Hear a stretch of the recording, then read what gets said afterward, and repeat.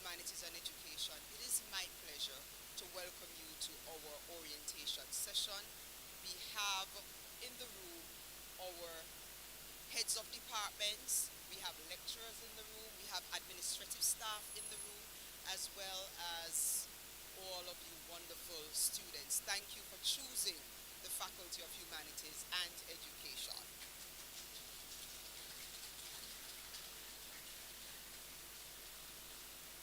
All right, as we begin to get to know everybody a little better, I would like to introduce to you key faculty personnel, and these will be our deputy deans and our heads of department. And so we have in the room our deputy deans, we have Dr. Livingston White. I'll just ask you to stand and wave, thank you. And we also have in the room Dr. Dexnell Peters. I am not seeing Professor Kincaid Clark, but she will also be joining us, I assume, later on. She is the other Deputy Dean. And I am Tashane Haynes Brown, Deputy Dean for Undergraduate Studies. So anything relating to undergrad students, look for me, all right? And I'll be more than happy to assist in whatever way, shape, or form I can. We also have in the room our heads of department. We have Dr. Prendergast, Director of Caribbean School of Media and Communication. He's waving at the back. We also have Dr. Dave Goss, Head of Department, Institute of Caribbean Studies. He's right here. We have for History and Archaeology, Dr. Julian Presser. Head of Department for Language, Linguistics and Philosophy, we have Dr. Vivette Mills White. She's not in the room at this time, but I'm sure she'll join us. We also have Literatures in English, Dr. Lisa Tomlinson. Not in the room just yet. We also have Dr. Viloria Nola, Head of Department, Modern Languages and Literatures. We also have Dr. Stanley Griffin, Library and Information Studies, Head of Department. And for the School of Education, we have Professor Carmel Roof, Director. And I'm going to ask all members of faculty, in both academic and administrative staff, if you're here, just give a wave so the students know that we are in the room supporting you all in different shapes and forms. Thank you so much for being here. We have our dean is unavoidably absent. She's on a work-related matter, and she has sent an address via video recording.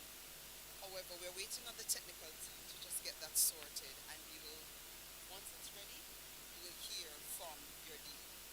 Ah, perfect.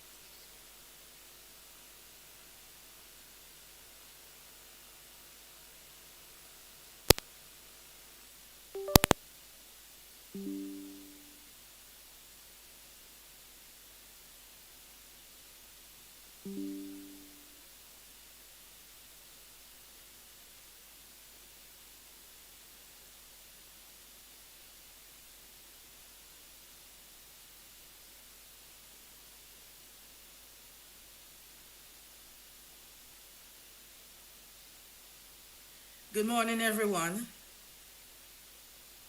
I want to welcome our Good new morning, students. everyone. Welcome to the Faculty of I want to Humanities and welcome our new Education. students. Welcome to the University of Welcome to the West Indies. Faculty of Humanities and Welcome Education, to our and welcome community to the here in the University of the faculty. West Indies. And welcome. Welcome to our community here in the faculty, and welcome to the next chapter of your lives. I would like to start by acknowledging something. Most of you, only a few months ago, were sitting in a secondary school classroom, wearing a familiar uniform. Many of you would have worn the same uniform design for the past 7 years, 5 years in some cases, surrounded by teachers and classmates you've known for many years. that world had its own rhythm, one that you understood very well and that you had grown accustomed to. Today, August 24th, 2026, that rhythm changes. And I know that change, although exciting, can also feel a little uncertain. But that's completely normal. In fact, it's a sign that you are about to experience tremendous growth. But here's the truth about UWI. We are small, mostly by design and not by accident. We believe that in a smaller community, you are never just a face in a crowd. Your lecturers will get to know your name. Your questions will be heard and your ideas will matter. They will matter in your classrooms and they will matter in your new friend groups and they'll matter in your societies. That is the gift of a place like UWI. Space to be seen and space to become. Secondary school would have taught you how to learn within a structure that someone else built for you. The school built it, school principal built it, the teachers curated it and maintained it, and the ministry ensured that it always happened in the same way. But the University of the West Indies will ask something different of you. And this is what we're going to ask. We're going to ask that you start building that structure yourself. You will choose what to study more deeply, which clubs and societies to join, which conversations to stay up late having, which mistakes to learn from. In fact, nobody will chase you to hand in an assignment. That freedom is exciting, but it is also a very important responsibility, and we are trusting you with it. Let me offer you a few honest thoughts as you begin. First, you will not have everything figured out, and that is not a problem. It is not a flaw. It is the entire point of being in a place like UWI. University is not simply a place where you arrive already knowing your path. It is a place where your path begins to take shape. Second, ask for help early and often. Don't be shy about it. The lecturers will mentor you if you ask for it. We have student support staff at this university, right, that will help to ensure that you can create a smaller distance between the issue you have and the outcome you're looking for. Third, your classmates sitting near you today may become your closest friends, your future colleagues, even your business partners. Some of the most important relationships of your life are about to begin in this room. Be open to them. And finally, be patient with yourself. Growth is rarely a straight line. There will be lectures that challenge you, results that humble you, and days you question why you are here. Every student who has ever walked through these doors before you has felt that at some point, and every one of them found their footing. So will you.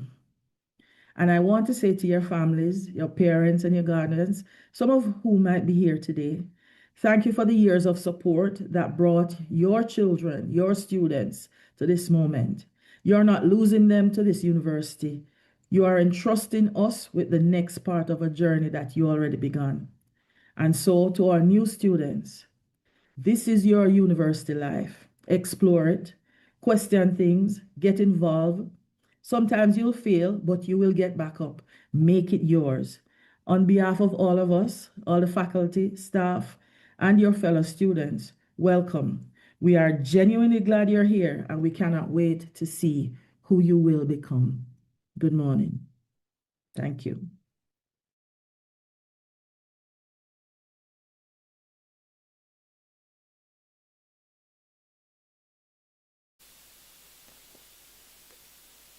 All right, so you have heard from our dean. I know you're excited to meet her, and I can tell you, she is more than ready to facilitate and support in whatever way she can. And of course, to support that process, you also have a voice in the student representative, Mr. Niston Douglas, Faculty Guild of student representative. And so we have to speak to us for a few minutes, Mr. Niston Douglas. Take note, guys, this is where you want to voice your opinions and ensure that you have a voice in everything. All right, Mr. Douglas, over to you.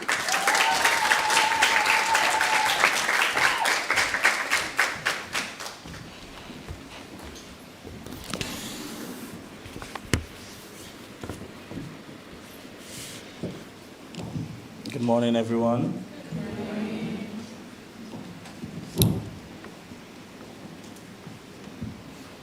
On behalf of the Faculty of Humanities and Education Guild Committee, it is both an honor and a privilege to welcome you to the Faculty of Humanities and Education and to the University of the West Indies, Mona. Today is more than just your first day at university. Today marks the beginning of a journey that will shape your character, stretch your mind, and prepare you to become an educator, communicator, journalist, artist, linguist, historian, researcher, leader, author, and an agent of change. First and foremost, congratulations on your matriculation to the University of the West Indies, Mona. You earned your place here. Never let anyone make you feel that you didn't. As your journey begins, I want to share the scripture that has guided me throughout my university journey thus far. Jeremiah 29:11. For I know the plans I have for you, saith the Lord. Plans to prosper you and not to harm you. Plans to give you hope and an expected future. No matter where you come from or what obstacles you had to overcome to get here, your future is filled with possibilities. But let me be real honest with you. University is, yes, rewarding, but it is not always easy. There will be some late nights, some difficult assignments, challenging exams, moments when you feel overwhelmed, and there may even be days when you ask yourself, what am I really doing here? When these moments come, I want you to remember these 3 words: you belong here. One failed quiz does not make you a failure. One difficult semester does not define your future. One mistake does not determine the person you will become. Success is not about never failing. Success is about having the courage to get back up. So keep showing up, keep learning, keep believing in yourself. And as a member of this prestigious faculty, I want to challenge you to develop these 3 qualities. 1, have eyes to see. Look beyond what is immediately in front of you. See opportunity, see truth, see beauty, and most importantly, see the humanity in others. 2, have ears to hear. Don't simply listen to lecturers, listen to different perspectives, listen to culture and experiences different from your own, and listen for the silent struggles of those around you. And number 3, have a heart to feel. A heart filled with compassion, empathy, kindness, and the courage to make a difference in the heart is a heart that indeed feels. Because this university should not only produce successful graduates, it should also produce exceptional human beings. Now let me give you some practical advice. Take ownership of your education, attend your classes, read your course outlines, check your university emails, ask questions, seek academic advice, talk to your lecturers, use the library, and make use of the support services available to you. Because unlike secondary school, nobody is going to chase you around and remind you about every deadline. Your success begins with the choices you make every single day. And while you have freedom at university, remember this: freedom without discipline can become distraction. Manage your time well. Balance your academics with your social life, extracurricular activities, friendships, and your personal well-being. And please, get involved. Join a club, join a society, volunteer, attend faculty events, meet new people, take on leadership opportunities, because some of the greatest lessons you will learn at UWI will not happen in a lecture theatre. They will happen through service, teamwork, failure, friendship, leadership, and the experience you create along the way. As your faculty representative, I want you to know that you are never alone. The Faculty of Humanities and Education Guild Committee is here to serve you, to advocate for you, and to help make your university experience meaningful. Come find us at room 3, which is called the Guild Office. This is your space. You're always welcome. I want to leave you with a thought shared by the Most Honorable Mayor Amo Motley, Prime Minister of Barbados, and it says, "There's a sword that can cut down this Gordian knot, and it has been wielded before. To me, this sword represents knowledge, courage, unity, and action. The challenges facing our Caribbean, our communities, and even our personal lives may seem complex, but history has shown that determined people equipped with education and purpose can overcome what once seemed impossible, and that is exactly why you are here. So freshers, this is my charge to you. Walk into every classroom ready to learn. Walk through every challenge with courage. Lift others while you climb. Protect your integrity while no one is watching. Represent the faculty with excellence and never underestimate the power of your voice, your ideas, and your education. So learn deeply, serve faithfully, and lead courageously. Today, you enter the nest. Tomorrow, you take your flight. Welcome to the nest. Welcome to the Faculty of Humanities and Education. Welcome home. God bless you, God bless FHE, and God bless the University of the West Indies. Thank you.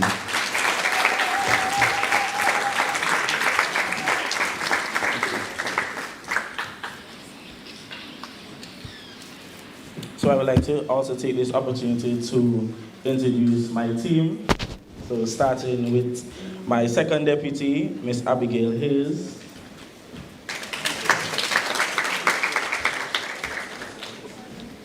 My secretary, Miss Carice Tuller. My treasurer, Amaya Witt. She's not here with us today. Project manager, Marisa Davis. CAC, Ashanti Davis. PRO, Giovanni Ham. Student engagement chairwoman, Shanoya Campbell. Student welfare chairperson, Tajay Edwards. My EAC, Samantha Dora and Shakira Grant. My GCC, Shana K. Douglas. My Club and Societies representative, Nadreen Doyley. My History and Archaeology representative, Amelka Green. My School of Education representative, Tiana Simpson. Institute of Caribbean Studies representative, Abigail Williams. Modern Languages and Literatures rep, Javon Richards. Library and Information Studies rep, Oreen Anderson. Karamak representative, Rashawn Clark. And Literatures in English representative, Janelle Francis. Thank you very much.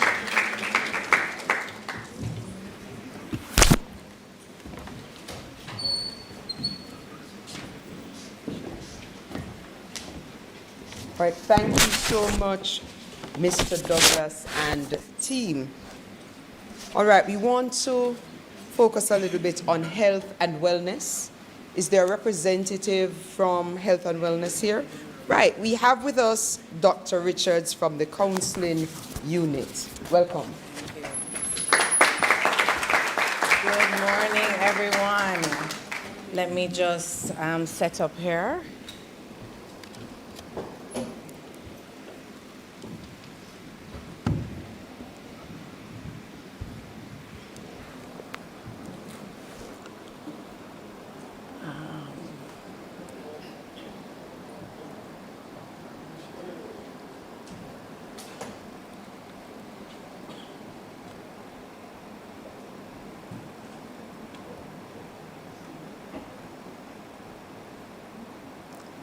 Here we have it. Okay, so I'm Nyameche Richards, affectionately called Dr. Nemi. I'm a psychiatrist by profession, but currently the head of unit at the University Counseling Service, for the University Counseling Service at the University Health Services, which is literally across the road, in a way, across the road-ish from here. Across the ring road, that's right. Thank you, yes. So I'm really happy to be here, and it's really good to see you this morning, this Monday morning. Thanks for inviting me. And just big up all our students, our faculty, our supporters, and big up the whole UEverse. Really, really proud of us, given everything we've been through. I hope you're seeing my slide clearly. So let me just introduce, I mentioned my name, and this is the team that I work with. You will see quite a number of our members, basically all our members, including our admin team, Mrs. James, Mrs. Edwards, our part-time clinical psychologists and counselors, as well as our counseling psychotherapist at the WJC Health Service, and a little picture of the greenery and garden that we have in our courtyard.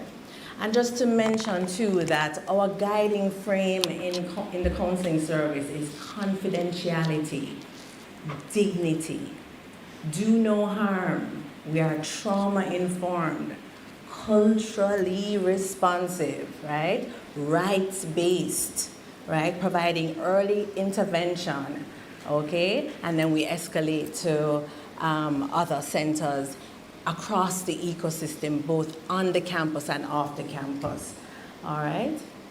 Now, how we're located, as you will see the blue there in the second blue, this is the counseling service, and we are a section of the health services, UHS, and we fall directly under the office of the deputy principal, Professor Marvin Reed. We have an ecosystem, a literal network that we work with, and that includes all the counselors on the team, both at the health center on campus as well as at the WJC campus, as well as a part-time psychiatrist, myself as head of unit, and then we have what we're calling student success officers. Previously called personal and professional development officers, but we're rebranding things now, so you'll hear different names. We've had a wellness officer, which we're not yet able to continue at the moment, but we're moving towards that down the line. But our student success officers, or PPDOs, are located in some very vulnerable faculties at the moment, and the plan is to hopefully have counselors embedded throughout the entire UEverse. At the moment, we have a PPDO at the Faculty of Medical Sciences. We have one in the Faculty of Engineering who covers for Faculty of Law as well, and there's intention to have more in other faculties. We also have our chaplains who are also available right beside the Taylor Hall. Big up our Taylorites at the moment and all those on hall at the moment, and our commuting students. And we're supported by the Office of Student Services and Development, the Deans of Student Success. So just about every faculty has a Dean of Student Success or someone similar who is really geared towards making sure our students are comfortable, enhancing learning, making sure that your psychosocial needs are at least attended to in some way, or you're referred for the appropriate care. So there's someone in the faculty, sometimes even more than one person, who is dedicated to that. And I'm sure Faculty of Humanities and Education has someone like that, even if they may not have that the term or title. There are many faculty members, if not all, who are really thinking about students and not just your academic success, but your psychological success as well. We also have the SSDMs on all the halls. Those are the Student Service Development Managers, right? And we have the Academic Support Unit, which is a part of the OSSD, as well as the Office for Special Student Needs, OSSS, which is also a part of the OSSD. And that is very close by. actually a little down the road from here. So please get acquainted with the campus and get to know what services are available to support you. All right? And then we, as I said earlier, we refer to our different entities both on and off campus, between the Behavioral Health Practicum Training Center, where we do psychoeducational assessments, as well as the University Hospital, where there is the Department of Psychiatry, the Accident and Emergency room, in case we have any emergencies or crises that need emergency intervention. So we have a full ecosystem. Now, where do you find us? As I said, we're kind of around the corner, around the side, around one corner there, so, but it's not too far, and I really hope that you get acquainted and walk around and get to know. You will know us because we are just one area up from the UE Sun, one block up from the UE School of Nursing. We're directly across from the Hugh Shearer Educational Building. And so if you take the post office gate, which everybody should be familiar with, and you come straight up, you will see a pedestrian crossing on the road, and we're right above on the left. That's where the health services is located. And we're a sentinel clinic, which means that we're centered in a microcosm, so we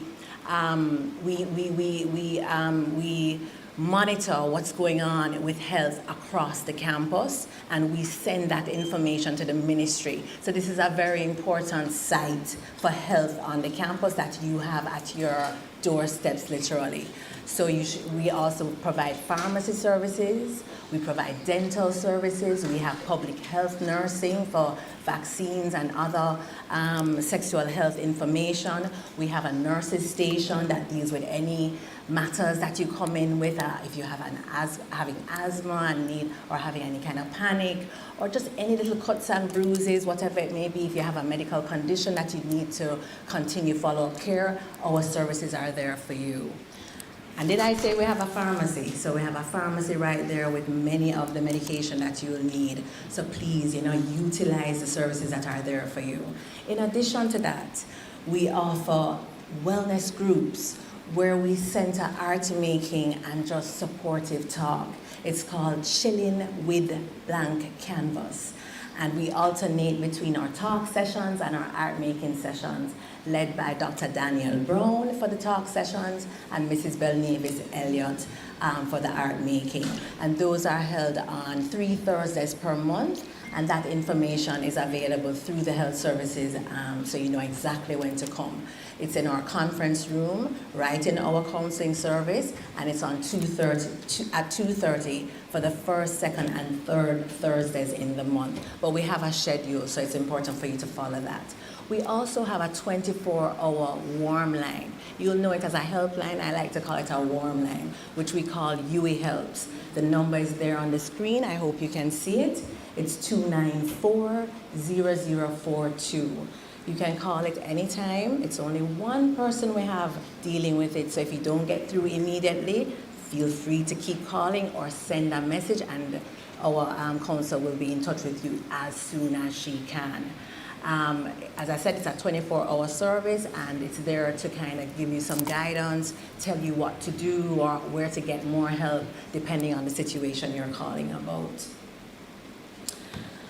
All right, so the services that we offer is what we call a stepped collaborative care approach, where you come in and there are steps you take towards getting the help you need.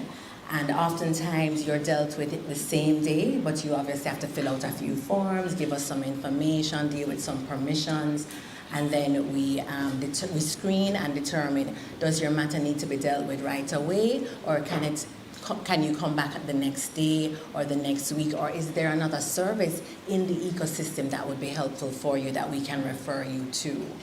All right? And your health card is really what covers your these support services. So it's very important for you to visit SAS to get your health card so that you can access the services for the very highly subsidized rate. A lot of the services you don't have to pay out of pocket because the card covers it. And if you're Jamaican, you have access through your TRN to the National Health Fund card, which also subsidizes services, especially cervical smears, as well as medication and some of the services that we offer at the health center. So very important. But please note, if you don't have your health card, you're never going to be turned away. We will make the necessary accommodations to help you and then make arrangements for you to come back with the health card so we can deal with the business side of things. All right? And part of our services really centers creative mental health. And what that means is really using, the creative expression to help you feel better. Okay? Anybody can identify with how creative expression can help you feel better?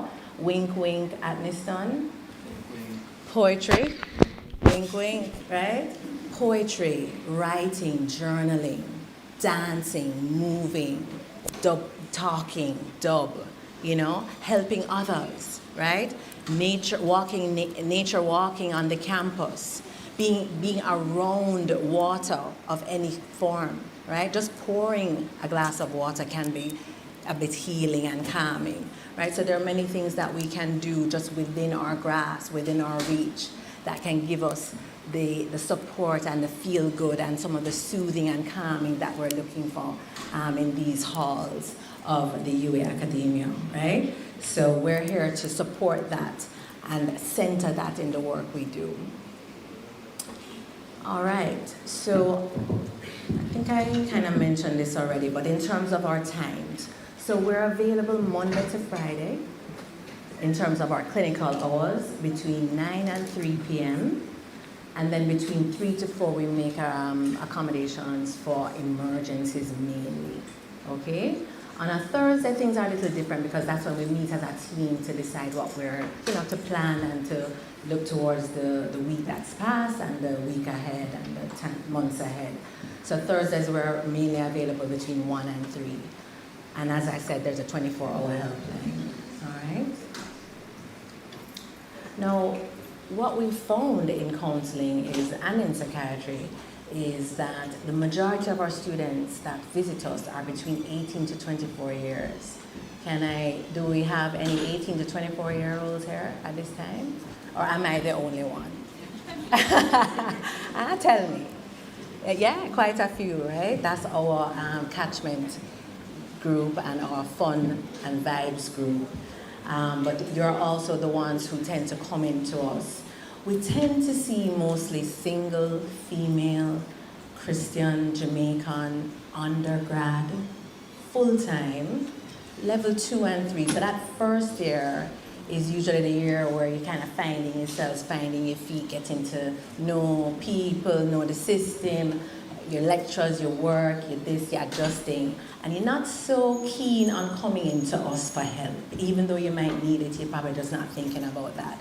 But by the time you hit second or third year, you're with us. And so why I mention that is because I want you to recognize that if you're already someone who knows that you do have some sensitivities or that you are dealing or living with chronic mental condition or any kind of what you might think are normal anxieties and fears and nervousness and panic, or even obsessive compulsive features, depressive features, whatever they may be, if you know you're having that already, please know that you are more than welcome to come into us early. The earlier the better. We want to normalize help seeking. We want you to know that it is normal. We all have some kind of thing that we're navigating mentally, psychologically. We all do. And we use that personal knowledge to really guide how we share and support you and make sacred ground for you to get the help you need. What else I'd like to say about who we usually see? 42% are first visits. Only 23% who come to psychiatry are emergency walk-ins, which is a high number, but we are able to manage them because only 1% require emergency hospitalization, and we're really proud of that. Lots of the psychiatry visits are related to mood symptoms, anxiety symptoms, and some maladaptive personality traits, and of course academic matters as well. All right. What we did note too is that often you come in with moderate, rating yourself as feeling moderate to severe distress. And when we do our screeners, we find that the distress level is quite high, even very high at times. So we know that just generally we're walking around with a high level of distress. I myself, right? But we're just trying to get through and get by and make it work, okay? But don't wait until the distress gets really crippling and impairs your functioning to come in and get the help you need or to talk to someone about it, all right? Because what we also find is that at least 25% endorse suicidal ideation, and a few of those actually admit to having some kind of harmful means to hurt themselves at their fingertips. So we're very mindful of that, and we want you to know that we're aware of that and that we are open to, again, creating sacred space to talk about suicidal ideations and to give you some support during those kind of feelings. All right. We do also have our peer support providers, which are located, almost like a battle or battalion, our soldiers just walking around, and you won't even know they're there, but they're here, and they are, available to you once you make yourself known. And they may even come and sit beside you just to strike up a conversation and to kind of check in with you. And that's something that we all can do for each other, all right? So just want you to know about that. And we do have a time where we recruit new peer support providers, and we're trying to turn it into an extracurricular course that, or micro-credential course, so you'll benefit from being, from that training, not just personally and for the community, but for yourselves academically. We're getting there slowly but surely. I also want to bring your attention to You Matter, which is the UNICEF's helpline, which is available locally for all of you as well. So if you're not able to get through to our You Helps for any reason, you can also access the You Matter, which is available on Instagram. They have a WhatsApp. It may not be so clear, and I can't bring it up. But I'll share the number if you can't. I don't think you can see it there now. But I'll share it at the end of the session so you have it at your fingertips. All right, so here I'm demonstrating our very own Miss Audia Fuller. This is when she was doing a video presentation to Taylorites who were dealing with some emotional matters within their community and needed to have a talk. And so we do offer video presentations and virtual sessions as well to a limited degree. This is me, I don't know if you can see, but this is me with our new Guild Council doing a presentation just in June, just to warm them up to get ready for the academic year ahead. And Miss Fuller in her office, she's really spent a lot of time creating a nice, comfy space in her office that's welcoming and nice and soothing and has different trinkets and art-related affirmations and gadgets and stuff to really give you the experience that we're trying to have when it comes to visiting our services and normalizing help seeking. We've also been providing, especially post-Hurricane Melissa, we've been partnering with our local and global collaborators. There's an international organization called Somatic Experiencing International that has, as well as the Association of Black Psychologists, that offer Sawubona healing circles. And Sawubona means I see you, we see you, and we're here for you. That's available virtually, and the times can be shared with you as well. And you can look out for some of our Calm After the Storm psychosocial support sessions and to our pop-up art making sessions with Mrs. Leslie Ann Bell Mavis. This one is her doing navigating change and uncertainty.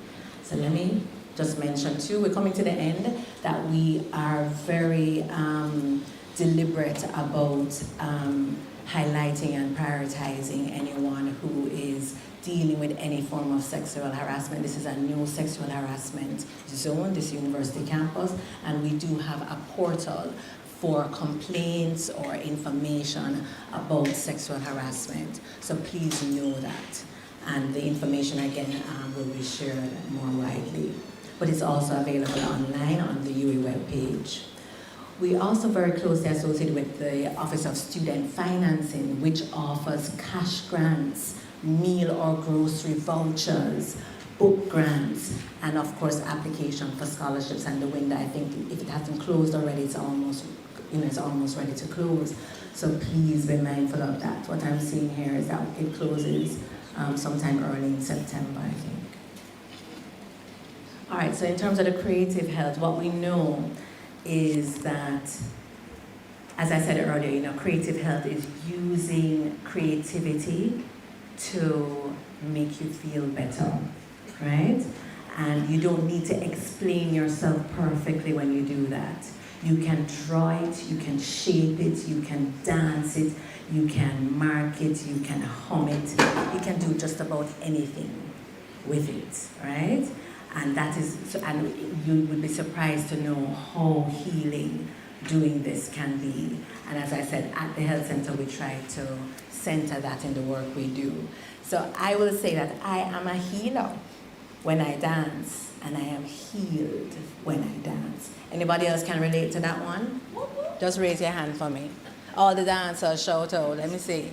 All right. Just a few. You begin shy, huh? What's that? Was that you perceive yourself as a dancer? That's where it starts. That's exactly where it starts. Once you can believe it, you can be it, right? And I think most of us have a little rhythm in us somewhere, somehow, in some way, shape, or form. All right, the other thing I want to mention is that there are 7 types of rest, believe it or not. And one of them is creative. The other is spiritual, social, emotional, mental, physical. So rest comes in many shapes and forms. And so creative expression can be seen as a form of rest. Okay, and as you're activated around academics, you will need to make time for rest in order to do this well.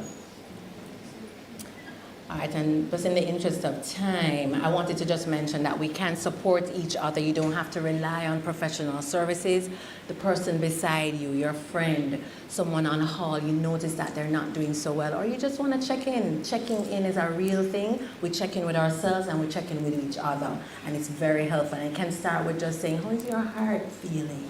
How is your mind doing today, right? Right, and checking in with yourself. Am I feeling something? What am I feeling? Just asking yourself those simple questions can get you somewhere and can allow you to tune in and recognize that maybe I'm not doing so well. Maybe I need to do something creative, or take a walk, or just have some rest, or maybe I do need to come and see someone professionally at the health services, right? I'm just gonna share a few quotes. Some of my favorites. What's the bravest thing you've ever said? Asked the boy from the book, The Boy, the Mole, the Fox, and the Horse. And the response was, help, said the horse, right? That's the bravest thing you can ask for. And just to quote Olive Senior, one of my favorite Jamaican poets, normal is a universe that is predictable and trustworthy. And we know that hardly exists, right? So normal hardly exists. And then of course, Lorna Goodison, even when the rain is falling, some part of you must remember the sun. And a little toast to our dearly beloved Dr. Tomlin Paul. You might not be able to see him, but he's the wind beneath our wings. And of course, Lorna Goodison again, some of my worst wounds have healed into poems. And that's where I end today. I did want to kind of share one little thing.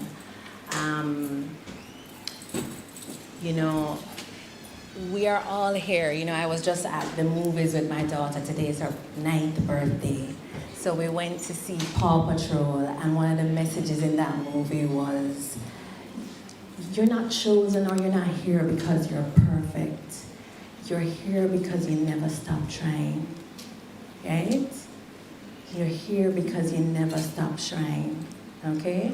So I just want to leave that with you, and with that to say, you really have everything you need. So bring it like you mean it. Bring it like you mean it. Just like you mean it.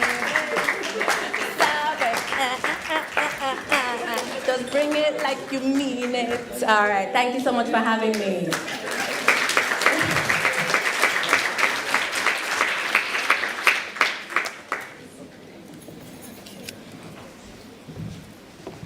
Bring it like you mean it. Come on, guys. Bring it like you mean it.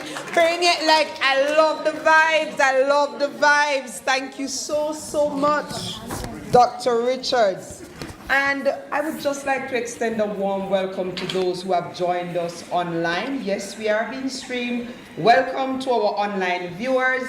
And I also noted that Dr. Milson White, Head of Department for Language, Linguistics and Philosophy, has also joined us. Dr. Milson White, just wave for us. Welcome, Dr. Milson White.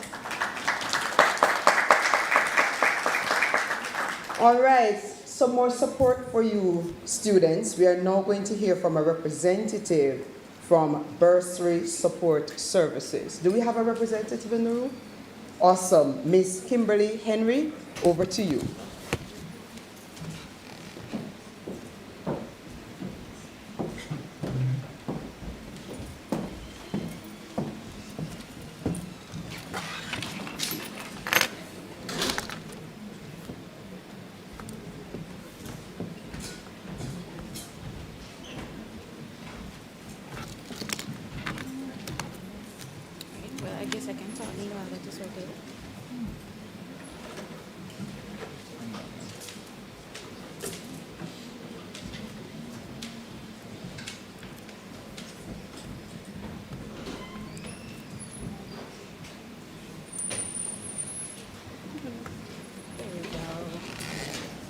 Thank you so much. Good morning, everyone. All right, so before I get started, I have a quick question to ask everybody. If you were given 100,000 Jamaican dollars right now, what would you do with it? Invest it. I hear food, okay? Anything else? Tuition, love to hear that. Anything else? Pay some bills. Pay some bills. All right. Nobody now broth? No? Wait, what's the party name? BRT? That weekend party? Or we're going to some fest next year? But the fact of it, everyone, is that we have different responsibilities, right? And being here at the institution, you will find that your financial obligations will also be very important. So outside of your academics, there are certain other aspects to tertiary life that you would have to take care of, right? So you have to eat. You have to think about your transportation. And then you have the financial obligations that will come into play that are coming through the bursary, through the university system. So at any given time being registered here, you know you have tuition. You have your miscellaneous fees. So the long and short of it is that I'm basically saying that at this point we have to budget. At this point we have to think about where our priorities lie. At this point we have to say, all right, what can we give focus to at this time? What is priority? So ladies and gentlemen, I am Kimberly Henry, and I'm proudly representing the Student Administrative Services Section, more commonly known as SAS, as well as the twin office of the Billings and Receivables Unit, and we are both within the bursary department. So before I go any further, welcome to the UWI Pelican family. So at any given point, you can definitely check on the Instagram, because we're trying to be on top of things and clock it and all of those things, right? That's what they say now. But when it comes down to finances, most persons normally shy away from it, or they get very intimidated, and that's not what we would like. I know some of us like surprises, but the bursary, we don't like to give you surprises. So we don't want you to go to the exam and you scan your ID card, you get barred. It's a surprise. You have fees outstanding, right? So we implore you, right? Follow us on Instagram as we try to meet you where you are, because this is where we will be able to send out the insights and any updates that you'll be having, that we think that it is very important for you to be knowledgeable about throughout your journey. So who are we? Who is SAS? So SAS is basically the customer service hub within the bursar space that handles financially related questions. So if you have questions regarding the billing of the tuition that is applied to your account, you're seeing a fee there, you don't know what that is for, or you simply want to see where the payments are going. You made a payment recently, let me check on my account if it is there. I remember the priorities that I said, when mommy and daddy or your sponsor give you that 100,000, all right, let me first check and see if I owe you any money. What is the deadline for that, right? So SAS is here to offer you the financial counseling that will be important for you as you navigate the university space. We are also the section that is responsible, along with our twin office billings, to partner with the scholars, the scholarship entities, the donors, all these agencies, student loan. If you're from an island state, we partner with most of the ministries of government so that we can get the funds in on your behalf. So if you have any financially related questions, then you come to SAS. Now, I know that persons may hear the term SAS already when you're doing a registration, not true? Or you not register yet? You register? Where are the lecturers them not registered yet? Nobody don't know SAS, Student Administration System? All right, talk it like you mean it, man, right? So, the Student Administration System is not one and the same as the Student Administrative Services section. So the system, the online interface that you go to select your classes to deal with registry-related matters is basically that. An online website, basically where you go to deal with registration matters that may come through the registry, of the campus registrar, so on and so forth. Financial matters are handled by the Student Administrative Services section, which is the physical space that is located within the Kenneth Hall Administrative Building. So, we know the difference between SASS and SAS? Them no know. SAS team, look forward to seeing them in office for any questions whatsoever. Alright? So, if you've not yet done so, you can definitely proceed to make the payment of your commitment fee. And it's basically just that. A commitment that you're showing to the institution that you are coming here. It is a payment of 35,000 Jamaican dollars, and I like to refer to it as a deposit because it's merely that. It is not a case that you're donating 35,000 to the UE fund. It's not a case that you're giving UE 35,000 Jamaican dollars. See, the bottle agrees, right? Amen.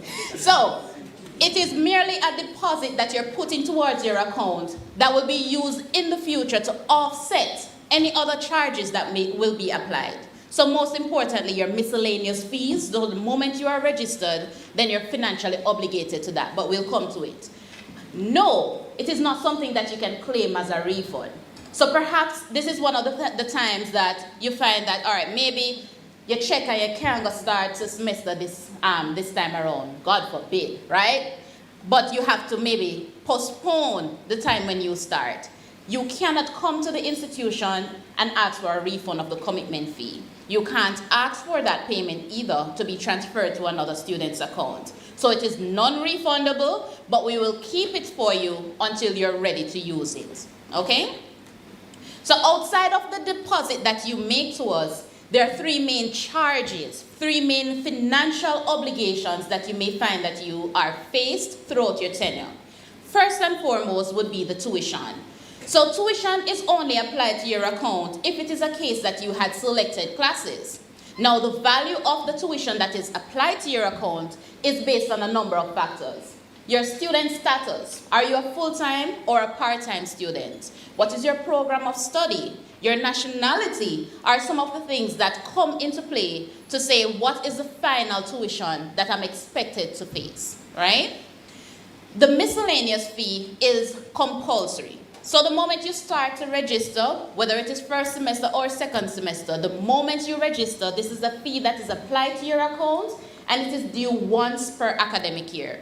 Now, payment of the miscellaneous fees allows for you to utilize certain services throughout the university space. Most importantly would be your health insurance. So the health insurance covers your ability to seek attention, medical assistance at the health center here on campus, or you can take that off campus to any medical facility. Cool? Sounds good, right? So you're not limited to the institution.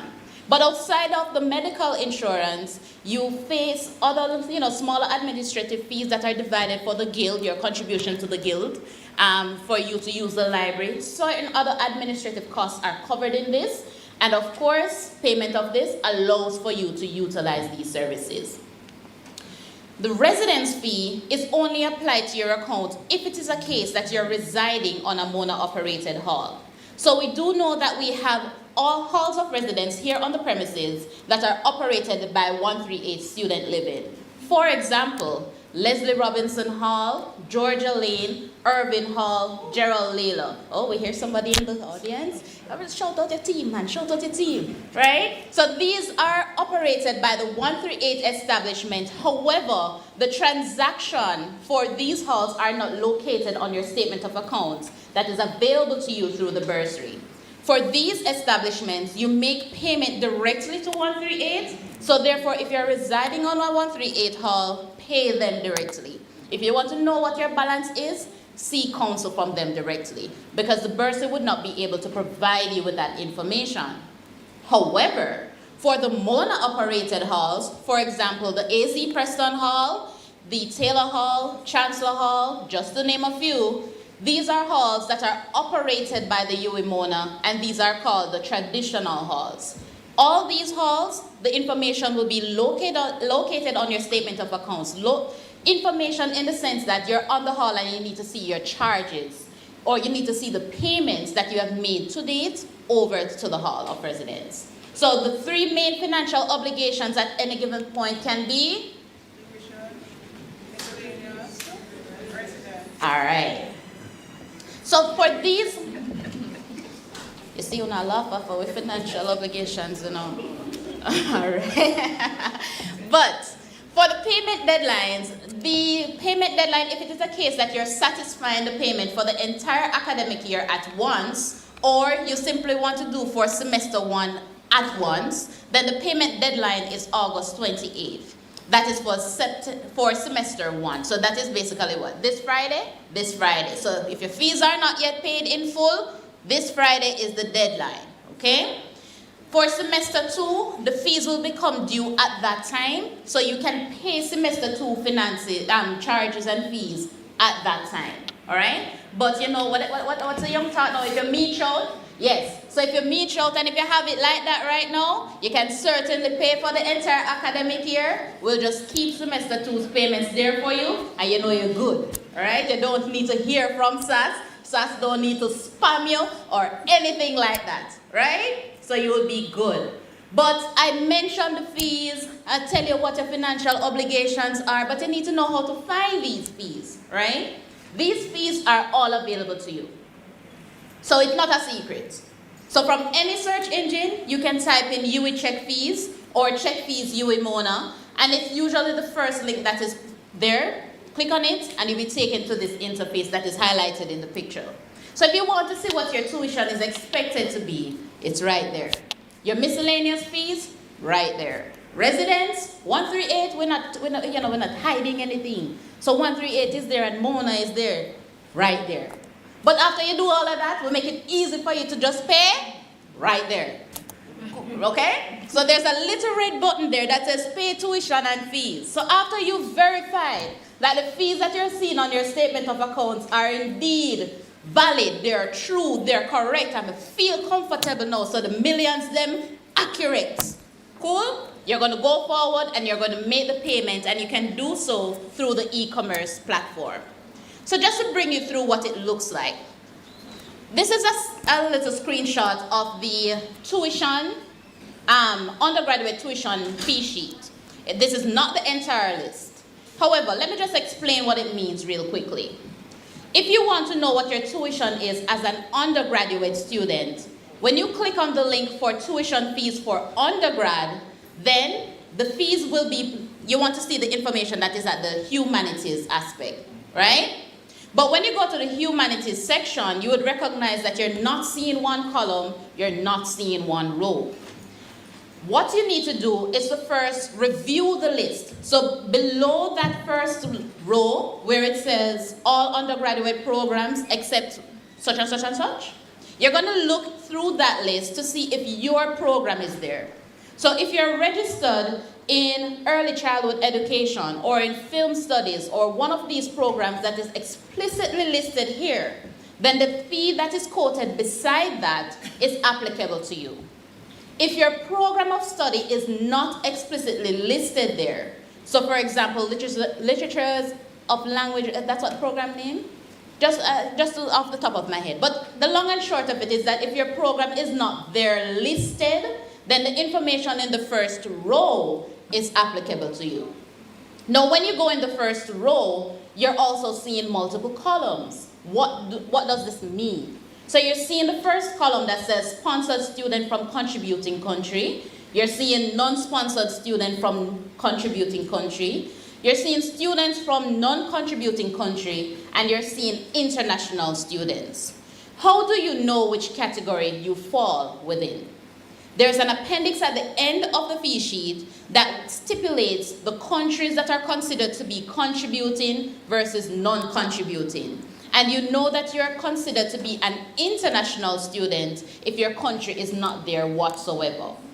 Okay? So you can be doing the same program, and within your cohort, there are different fees that are applied to the different accounts. If you want to justify the fee that is listed there on your account compared to what your friend is saying that they're paying, you can seek the counsel directly from SAS. At any given time, the miscellaneous fee that is applied to your account can be one of two. So if you're residing on a hall of residence, then the miscellaneous fee is $52,727. If you are not residing on a hall of residence, and that means you're a commuting student, you are traveling to school, then the miscellaneous fee is $44,227 Jamaican dollars. For new students, you will note that the cost for the ID card, we automatically add that into your miscellaneous fees because that is needed. So when you look on your statement of accounts, you will not see 52, but you will see 54. So we will include the 1,500 that is required for your ID card into the miscellaneous fees. So once you've made that payment, then that means that you have satisfied your obligations for miscellaneous. Let me just add as well that the miscellaneous fee is also considered to be non-refundable.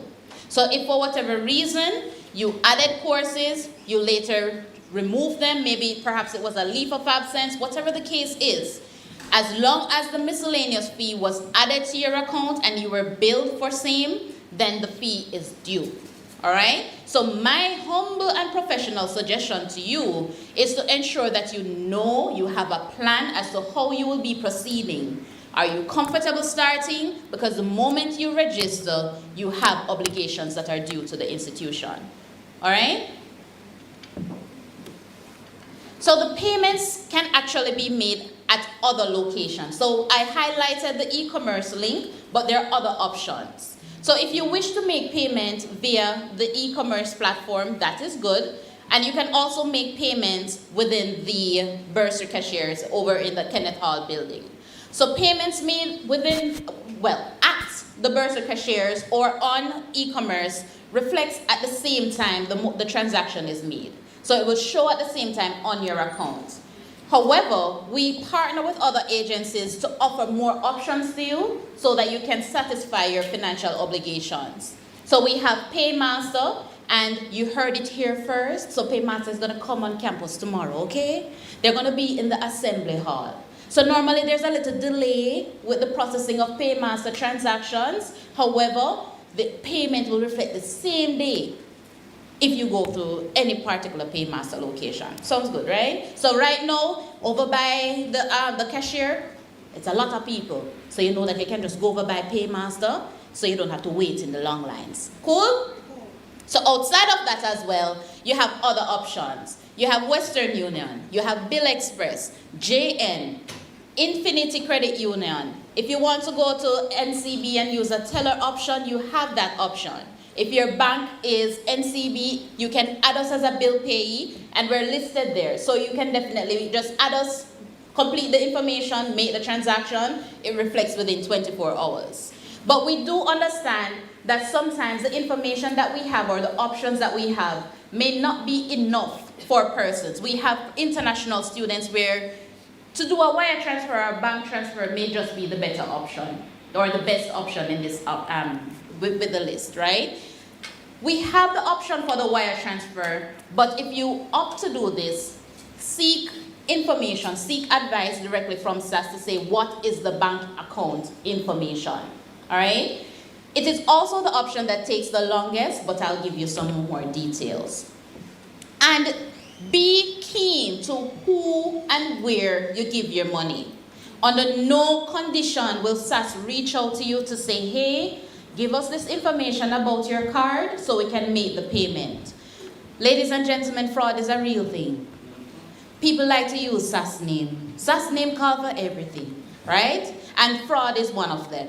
They will use the title, the name of SAS, and call you to say, hey, we're calling from SAS.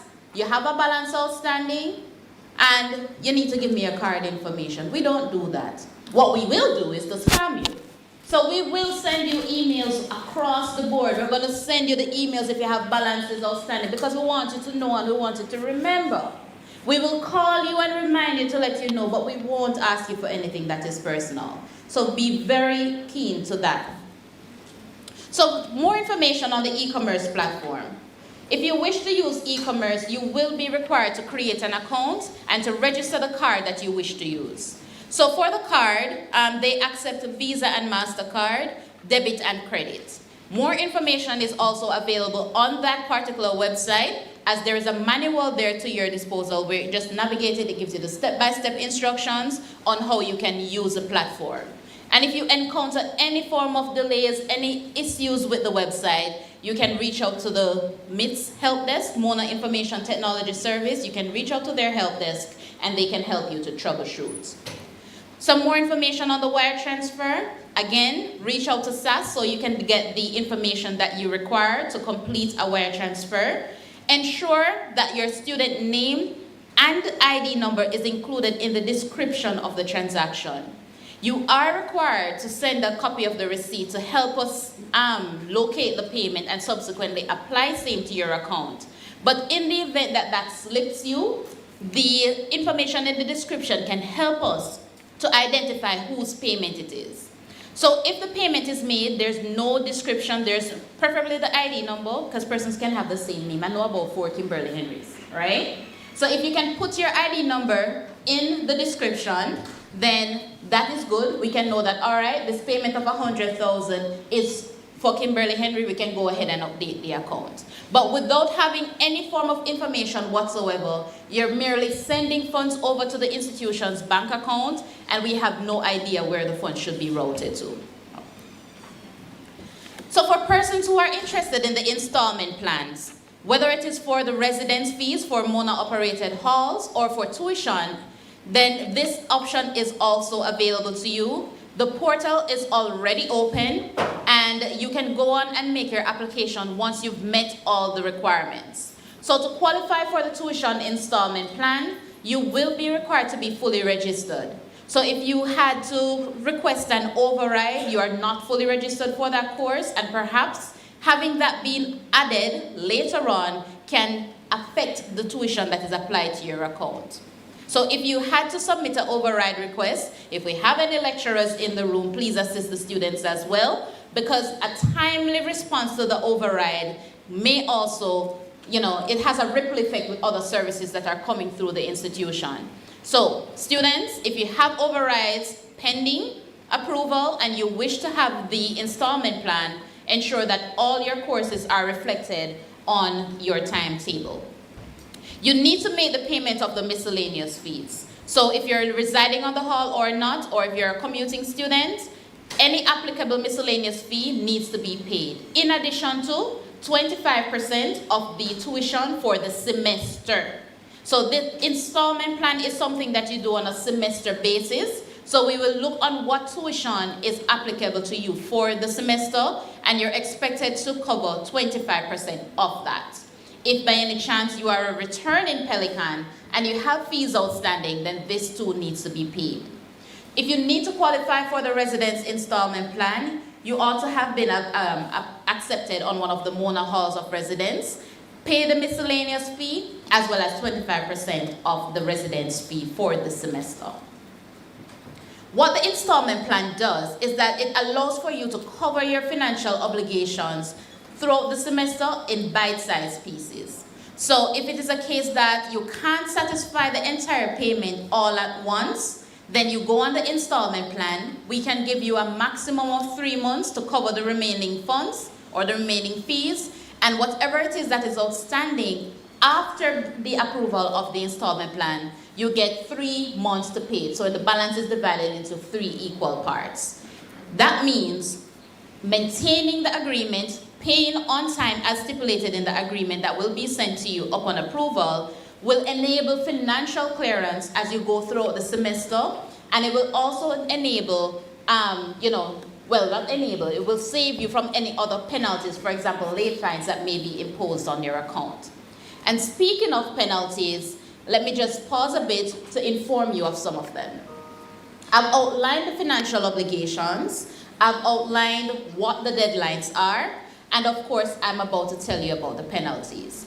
Now, failure to be in good financial standing with the institution will result in a late fine being calculated and applied to your account. So a 1% late fine will be calculated on the balance that is outstanding, that is past due, and will be added to your account until the balance is regularized. In addition to that, a financial hold will be applied to your account. The financial hold bars you from accessing certain services. It restricts your ability to enter the exam location. Time and again, persons get flustered when exam morning comes and they're running around not knowing what to do. You miss your exam because you were not financially cleared.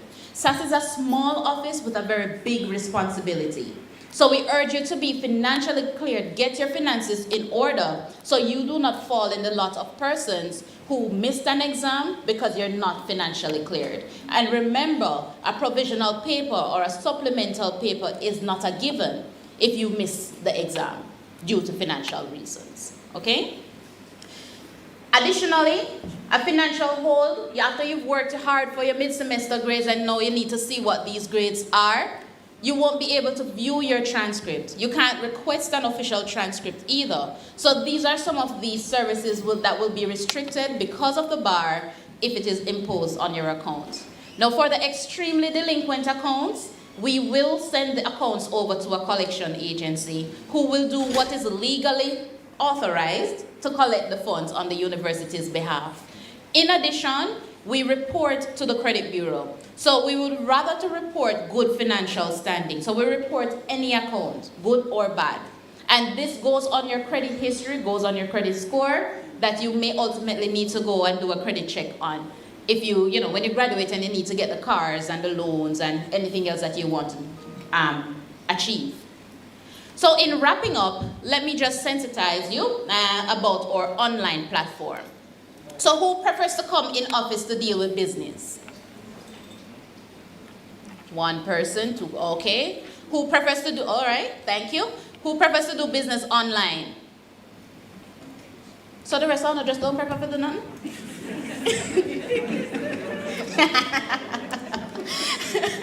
All right, so it's not to say that we don't like to see you, but we're trying to make sure that our services are accessible and are as convenient as possible. This is through the Bursary Online Student System. So for certain services, the installment plan, tuition letters, allocation requests, just to name a few, you can make these requests online. Even if you come in office, we may send you to the online portal regardless because we want to streamline things, right? So you make your request online and we can definitely assist with that particular request remotely. So from the convenience of your home, submit the request for the tuition installment plan, we accept the request. You get an email to say that we've received your request, we process it, and you get another email when it is actioned. So we keep you updated along the way. So if you had submitted a request and you did not receive an email from us with an e-receipt number, more or less, we did not receive that particular request, or perhaps there was a typo in the email address that you submitted. However, the same credentials that you use to access VLE and SAS, Student Administration System, it is the same credentials here. So you enter your information, and then from there you'll be able to see the different forms, see your statement of accounts, whether it is for tuition or housing, you name it. Your finances are at your fingertips. And a very important form on there is the proxy authorization form.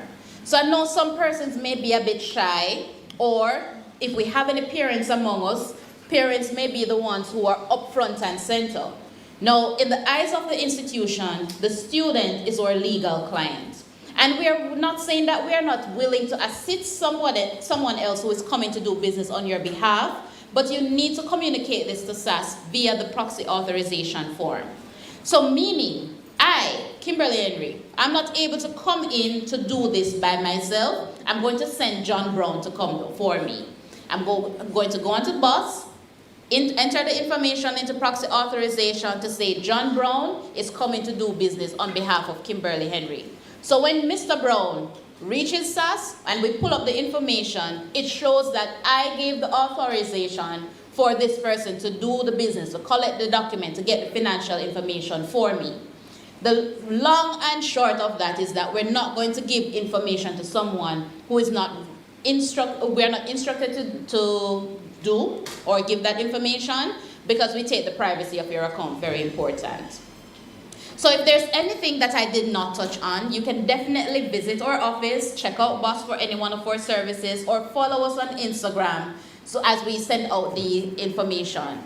We're available for what's on WhatsApp, not for video calls, not for audio calls, just straight chats, all right?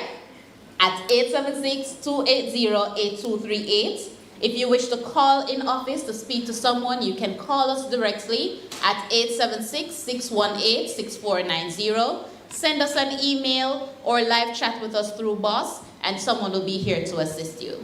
So again, thank you so much for your attention. I hope the priorities are in order, and we hope to serve you throughout your academic journey.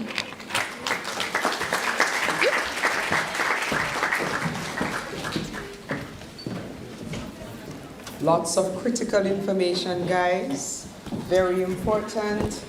Let's try our best to sort out the financial matters. Thank you so much, Ms. Henry, for your very clear presentation. All right, just to point out that we have our former Deputy Dean for Undergraduate Studies, Dr. Gordon Bell, online. Welcome, Dr. Nova Gordon Bell. I also have the number for the UMatter online messaging service. That's 838-4897. So that's the counseling service messaging-based chat, 876-838-4897. All right, at this time, we're going to be getting some more information on how you can get some financial support. Right? So you know you need to pay the fees. Now we want to help to support you in getting that done. So at this time, I'm asking for the representative from the Office of Student Financing to come. And that person is Miss Marcia Gay Lawrence.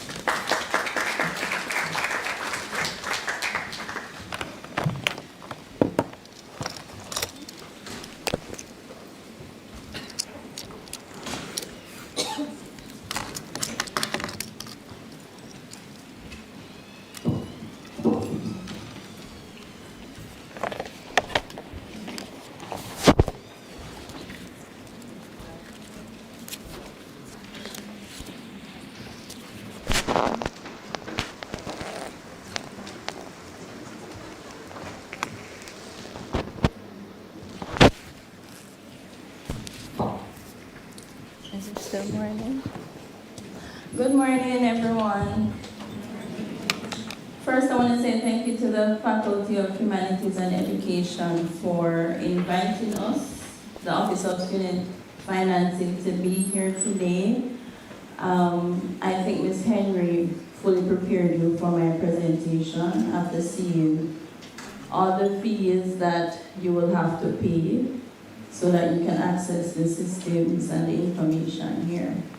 So I am Marshall Lawrence, and I work at the Office of Student Financing. We're commonly called OSF. So if you hear someone say OSF, that's us.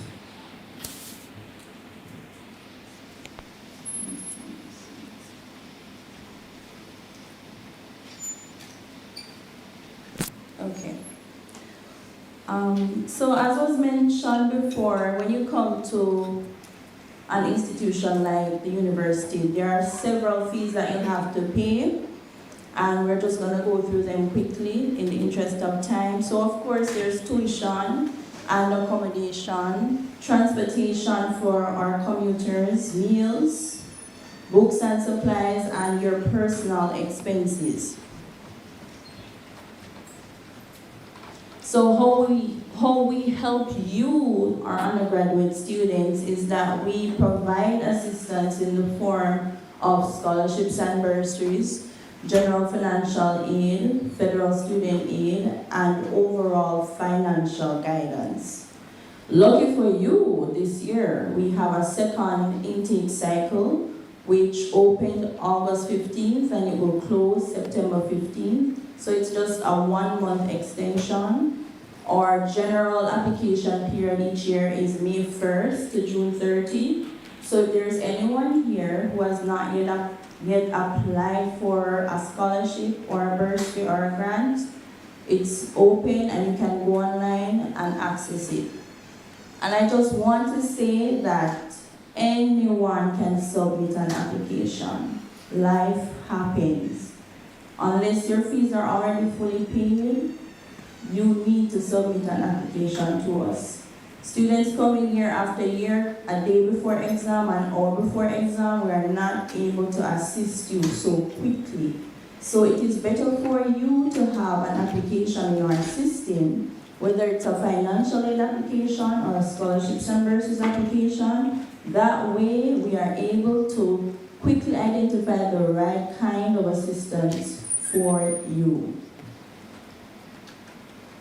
Alright, so I would have touched on that. So eligibility for most of our scholarships and bursaries. You're newcomers, so you would want to look out for the first year awards. There are also awards that are available to any student in any year, in any faculty. So you want to look out for those as well when you go on our website.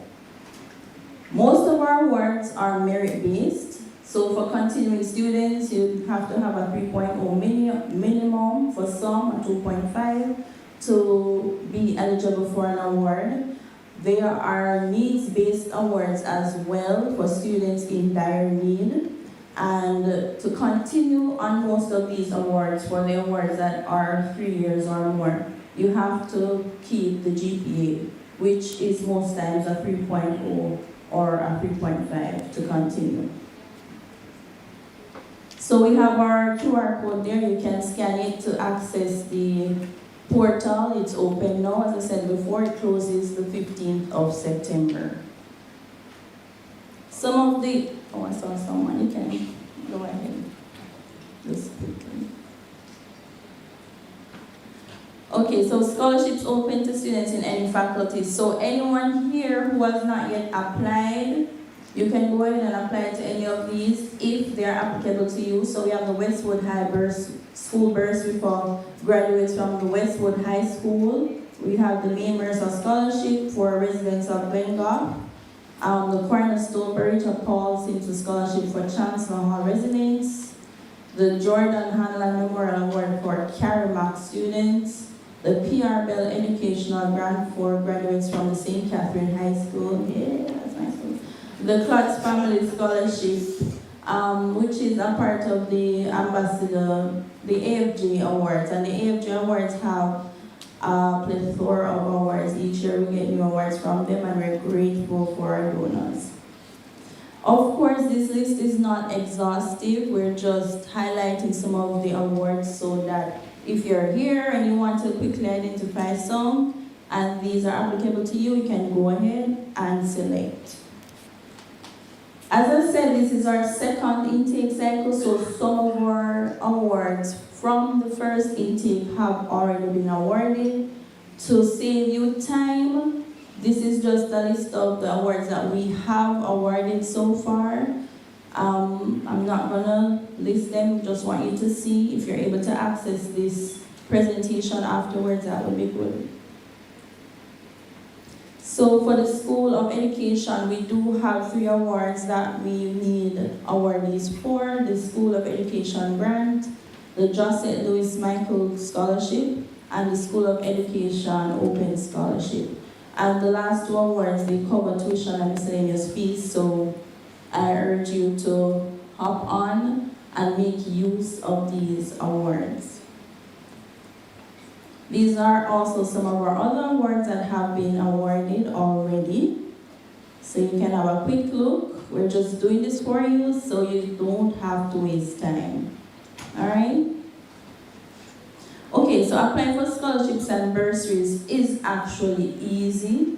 We have gone fully online with our services to make it easier for you. So 1, you need to check your eligibility. You're in the Faculty of Humanities and Education. Do not apply for an award that is for someone at the Social Sciences Faculty or the Medical Sciences Faculty, because you're automatically ineligible for that. Now you need to gather your documents. Our application form is pretty much standard. We ask for your profile, your name, and so on. But we also want to know that you have a referee, someone to back up what you're saying. So you can also submit that. That is actually mandatory for every application. So once you gather your documents, you complete the application online, you submit via the student portal, and you wait for us to reach out to you. We will only contact the students who are shortlisted or have been selected for an award. So some of the things that donors usually ask for is a resume or student profile. They'll ask for a character reference sometimes as well. In the instance where you're not able to provide your transcript, we'll provide it for you. All right, and your career goals as well. So these are some of the things that you will see when you go online to apply that you need to prepare for.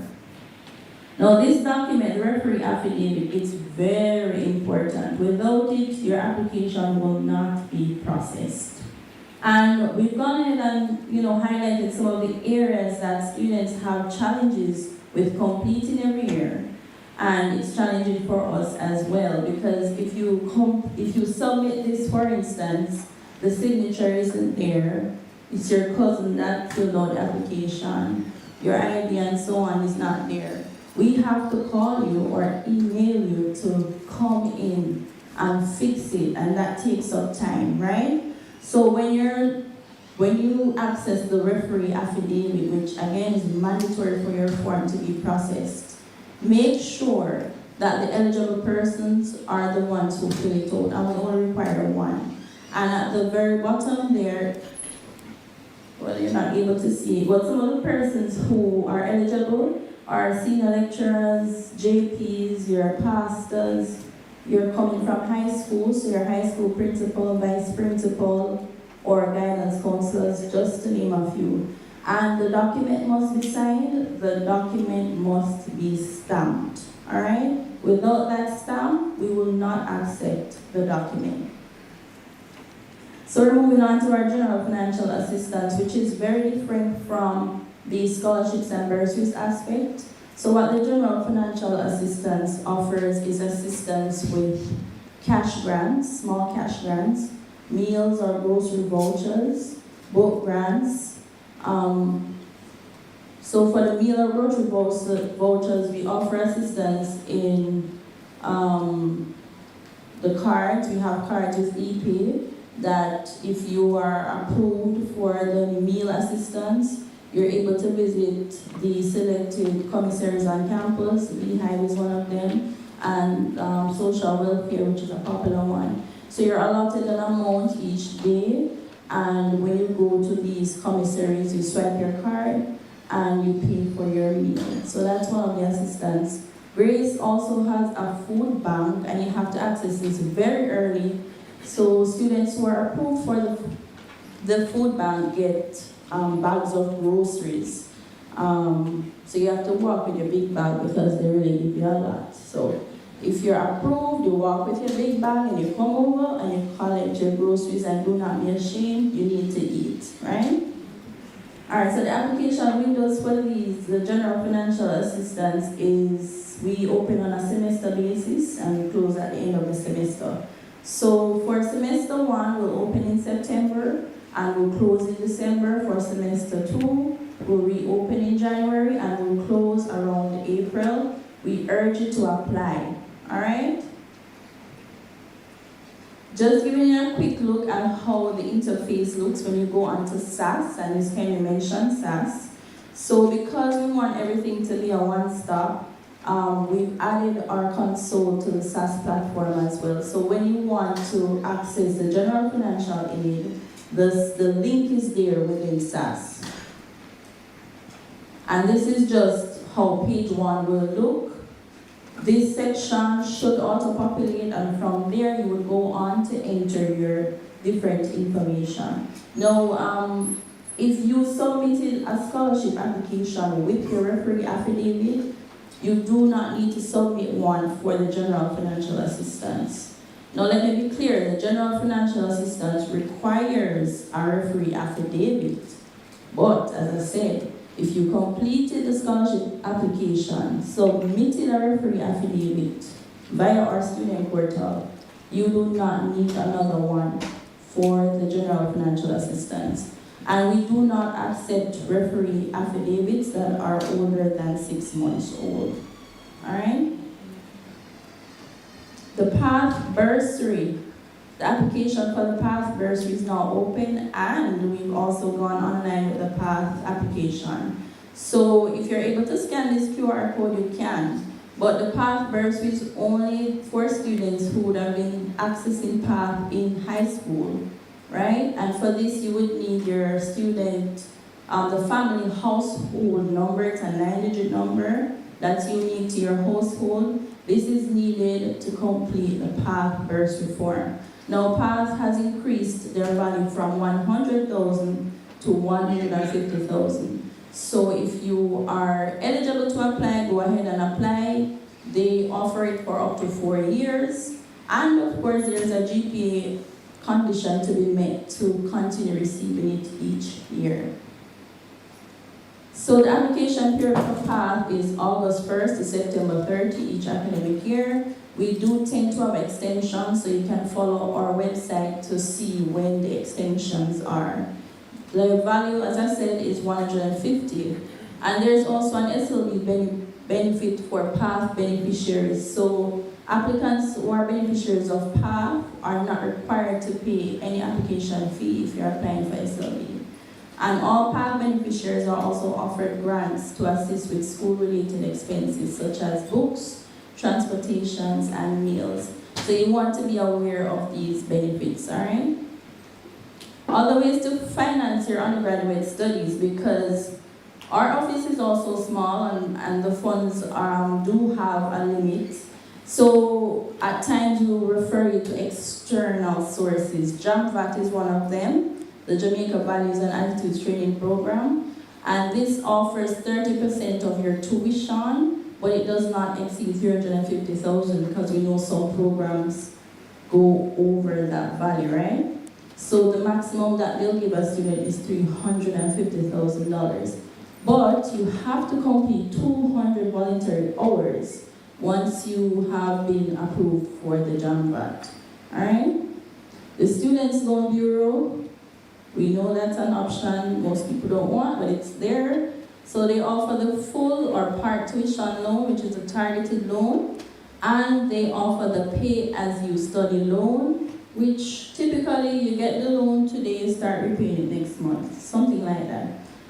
We also have the NCD Foundation, Grace Kennedy Foundation, Carreras, Sagicor, just naming a few. And these awards, I'm telling you, they pay big amounts, right? And they're often on the merits-based side.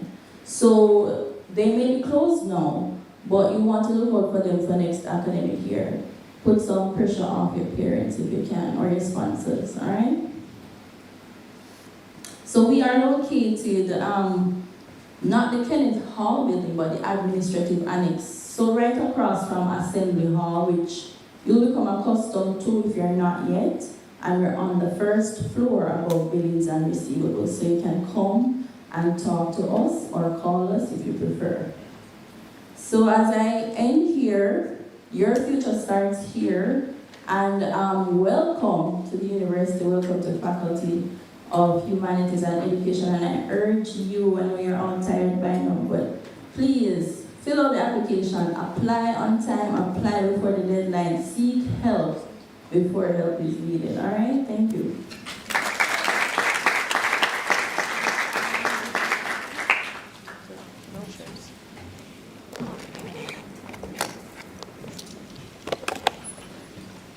All right, thank you so very much, Ms. Lawrence, and we do have some brochures that summarizes the information.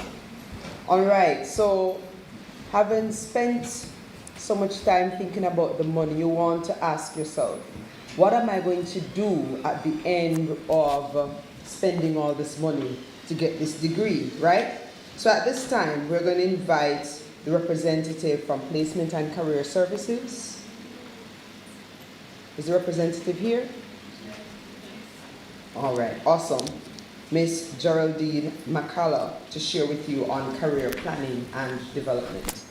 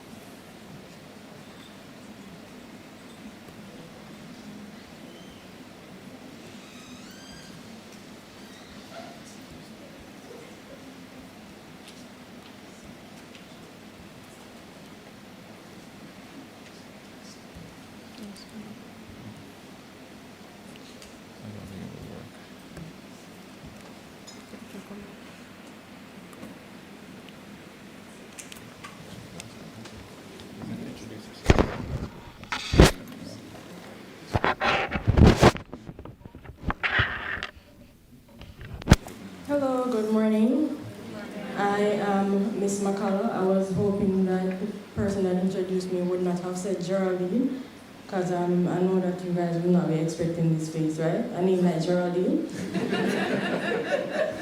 But I know, I guess my mom and my dad, they really loved each other. What's the name of my father? My middle name is Maria. What's my mom's name? Oh my God, yes, that's it.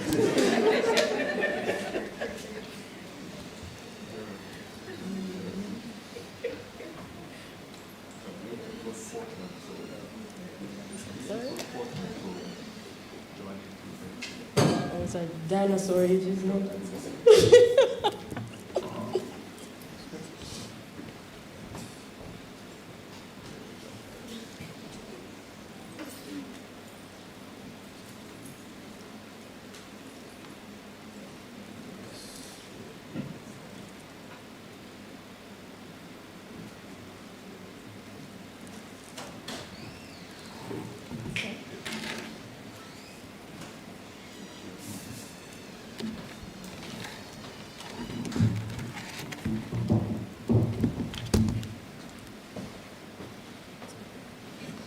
Welcome to the UE Mona.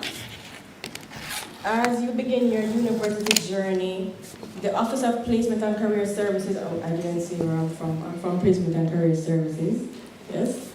Alright, so the Office of Placement and Career Services is here to help you develop the skills, experiences, and confidence needed to achieve your career goals. Through our Pathway to Career Success framework, we will support you from your first year through to graduation. Now, many students think the career preparation starts when they're ready to graduate. The reality is that the most successful graduates begin preparing from their very first semester. Every workshop, every leadership role, every voluntary experience and networking opportunity contributes to your future success. Our PCS framework is designed to guide your development throughout your university experience. Each year focuses on a different stage of career development, helping you become an A graduate, someone who is aware, someone who is applied and advanced. Your first year focuses on self-discovery and exploration. We want you to learn about yourself, understand your strengths and interests, and begin connecting your academic program to future career opportunities. Now, one of the first things we encourage students to do is complete the SIGI 3 career assessment. This assessment helps you to understand yourself and explore career possibilities. You can then meet with a career advisor in a confidential, one-on-one or group session to discuss your results and career goals. Many students ask what they can do with their degree. Now, we help you answer that question by connecting you with the resources, the employers, the alumni, and the industry professionals who can help you to understand the possibilities available to you. As you progress through university, you will build a digital record of your achievements and experiences. This will help you showcase your growth and prepare for internships, scholarships, and employment opportunities. Your university journey will give you access to additional opportunities designed to help you gain experience, build your professional network, and prepare you for employment after graduation. Throughout partnerships with overseas work and travel agencies and the Global Mentorship Initiative, we connect students to international experiences, cultural exchange opportunities, and global mentorship that build the skills, perspectives, and adaptability valued by employers worldwide. Your career journey starts today. Take advantage of the services and opportunities available through the Office of Placement and Career Services and begin your journey to becoming an A graduate. As you begin your journey at UE, remember that Placement and Career Services is here to support you every step of the way. Whether you are exploring career options, preparing for internships, seeking employment opportunities, or developing professional skills, our team is ready to help you. You can find us on the upper floor of the Graduate Studies and Research Building, or behind NCB, or behind the UA Bookshop. Visit our website, follow us on social media, and take advantage of the many opportunities available to help you become an A graduate. Aware, applied, and advanced.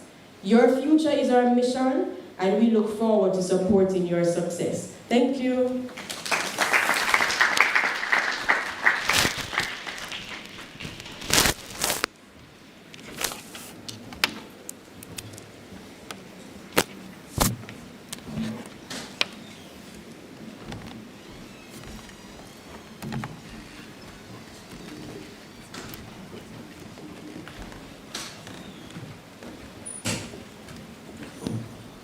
All right, lots of information.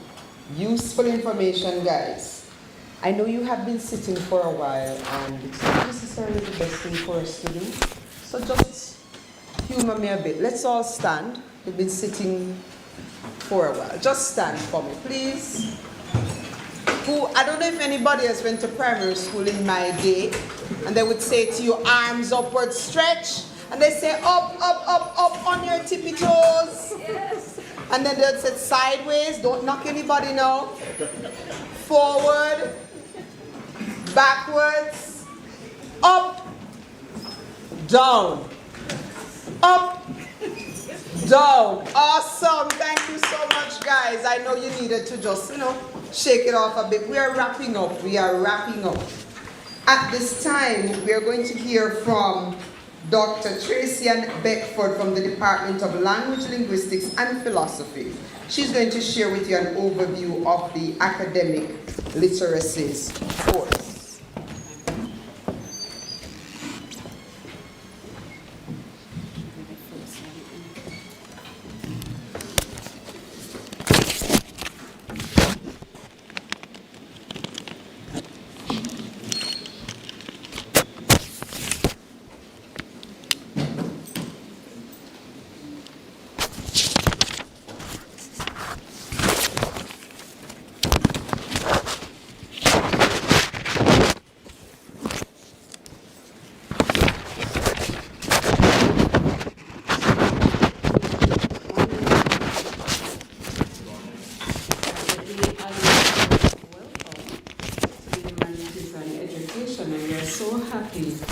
That you are here.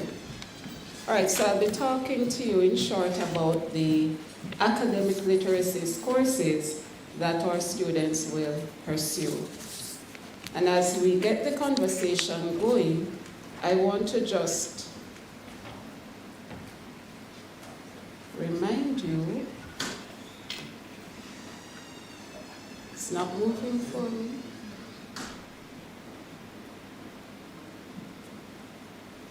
There we go. We are what we repeatedly do. Excellence then is not an act, but a habit. And it's a habit that we want you to continue to foster. I expect that excellence is something you're very familiar with, and that's why you matriculated to the University of the West Indies. Am I correct? You can say yes. Yes. That's why we're here. And we want to continue to foster that habit of excellence. So I'm talking about the academic literacies program. There are some courses that you will do in our program. I have a token for someone who can tell us the name of one course in the academic literacies program that you will pursue. Any student ready to tell us? One course. Does it mean I keep my token? Heartbreaking. All right, it's gonna get better. So towards the end, somebody will get a chance to tell me. So the academic literacies courses should be done in your very first year. Oh, there was a hand. Go ahead. Foundation 1016, very good. Give her a clap.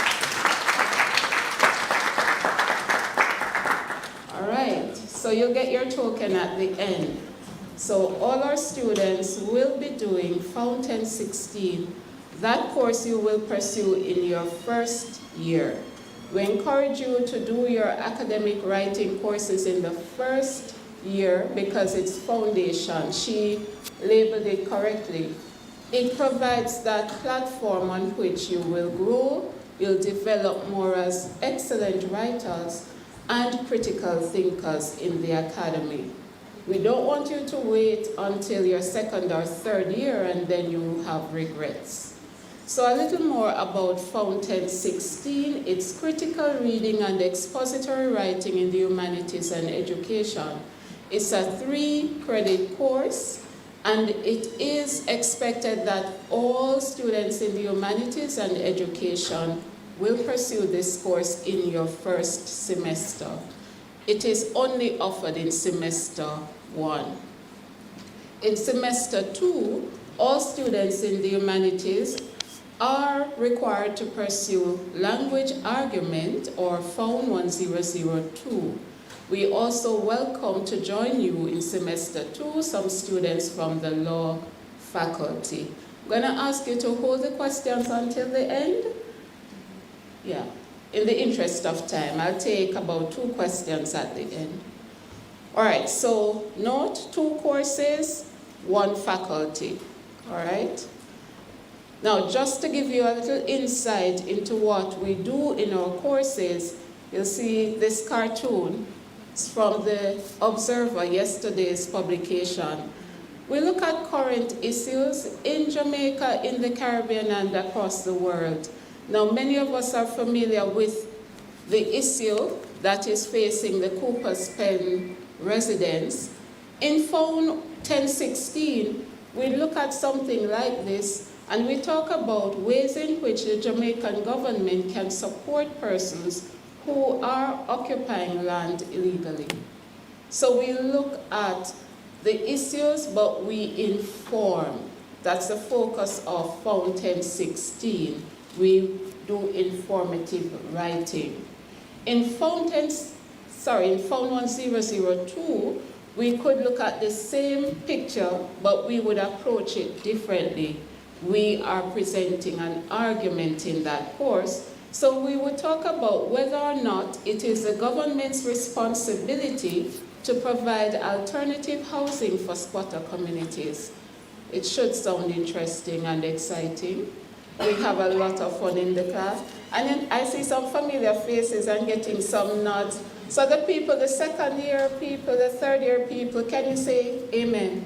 Amen. All right. It's low because it's only a few of them. Next year, I know you will be saying like they are. All right, so what are the prerequisites for the academic literacy courses?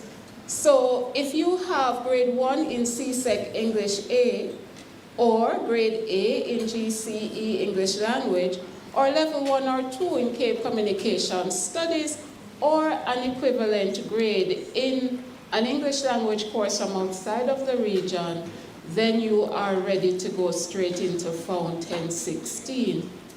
Also, if you have grade 1 in our ELPT, that is our English Language Proficiency Test, if you did that test in April or maybe in August, and you attained a grade 1, you are ready to register for Found 1016. But what if you attained grade 2? Then you are ready to register for Found 1019, which you will do for the entire year. But please note that you are required to register for semester 1 and again for semester 2. All right, so you will get further information on that in our academic advising this week.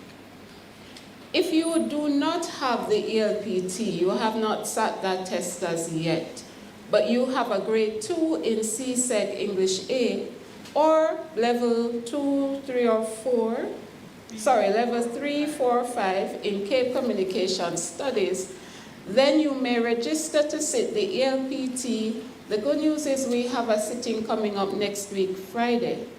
Registration is now open, so you may go ahead. After that, we test again in November, that's the 27th. All right, and so please note, if you do the November test, that would be too late for Fountain 16 because that's a one semester course. You need to do that one in September. If you have a grade 3 in CSEC English A or you're a non-native speaker of English, you may register for Fountain 19. Again, that's a 2-semester course. If you have a grade 3 in CSEC English A, please note that you have the option of sitting the ELPT as well or go straight to 1019. Now, there are some implications for pursuing Fountain 19. Students in that program, it is the equivalent of Fountain 16. In other words, if you do Fountain 19, you will not do Fountain 16. Your foundation English language course would have been covered. Students in the humanities, you should budget for adjustments to your program because that is going to cover 2 semesters, 6 credits. Found 1002 will still need to be completed, so please note that. All right, so if you do Fountain 19, it's going to take you an entire year. In the following year, it would be semester 2, you will do Found 1002, and we do offer a summer course, but it does not accommodate many students. Some will have to wait until semester 2. And by the way, we have the coordinator for Fountain 16 in the room, Ms. Tarika Brown. I'm going to ask you to just give us a wave. Oh, there she is. So Ms. Tarika Brown is the person who will be granting your overrides and getting you settled in the course Fountain 16. We want you to visit the VLE, the Virtual Learning Environment, for your week 1 activities next week. We will not be meeting next week for classes, but we have activities ready for you. So engagement begins next week. You will attend classes in the second week, that's the 7th of September. Please note, each week you are required to attend a 1-hour lecture in this room and a 2-hour seminar, and the classroom schedule will be announced shortly. Please note that for 1019, it's a lab you will do in semester 1, and you'll also do a 2-hour seminar for that course. We expect you to carry out in and out of class assignments. Out of class consultations with your instructors and lecturers will also be available for you. We expect you to engage in individual and collaborative work. The Department of Language, Linguistics and Philosophy also has a writing center, and this center is really geared towards helping you to improve your writing. It is intimate, so you get one-on-one help. The building is located close to the NCB or the bookshop, so on the way, look out for the sign. You may go there to make appointments and seek assistance. So the week of September 7th, that's when the center is going to be open for you to make your appointments between 10 and 4 o'clock. Please note that there is a fee of $500, and I know somebody is thinking only that. It covers the entire semester. So you'll make that payment and you'll have access to coaching for the semester. And get this, the first 10 people who sign up, you get coaching for the semester free. So you want to jump on that. The coaching sessions will begin on the 14th of September. So get ready for that. So as I close, I want you to be mindful of what you repeatedly do. Make excellence your habit. I did promise you a final question. What are the 3 academic literacy courses that you may pursue in your first year? I'm not sure who is first. All right, since you're here, go ahead. Found 1016, found 1019, and found 1002. How did she do? She did well. Give her a clap. I'm going to be presenting her with this pen that says, sometimes you forget you're awesome So this is your reminder. Thank you all.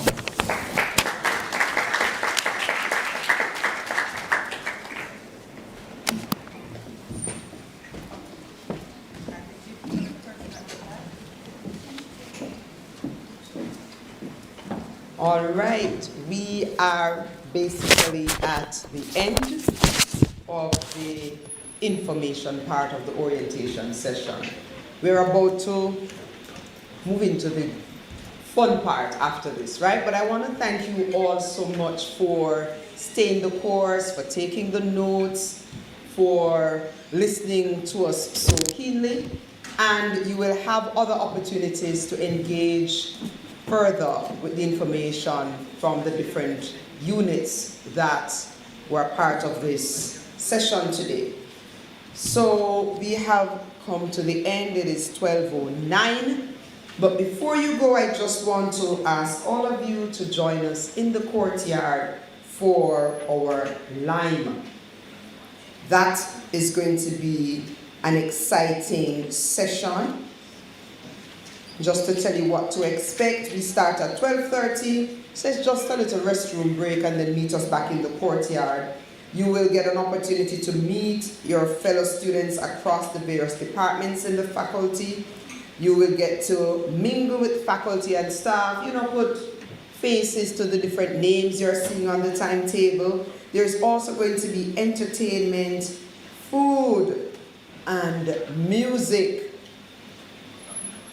Right? We also have an opportunity to learn about the different clubs and societies and to sign up for those. So I really want to urge you to stay with us for a little bit and lime and meet with faculty and other students and have a grand time.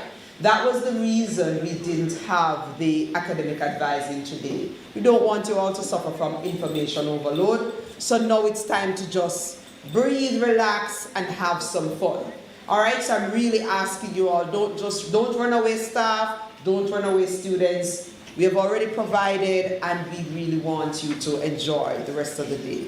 The students who had questions about the academic distresses courses will be over here to take their questions quickly as they're going out.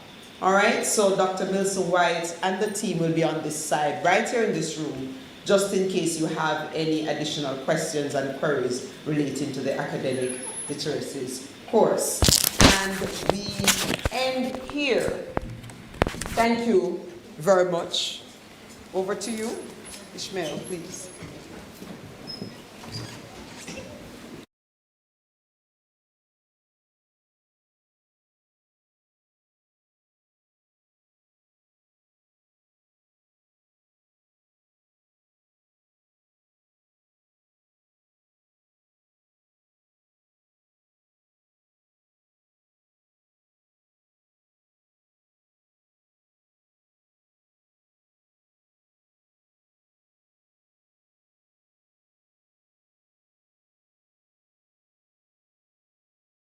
Library and Information Studies.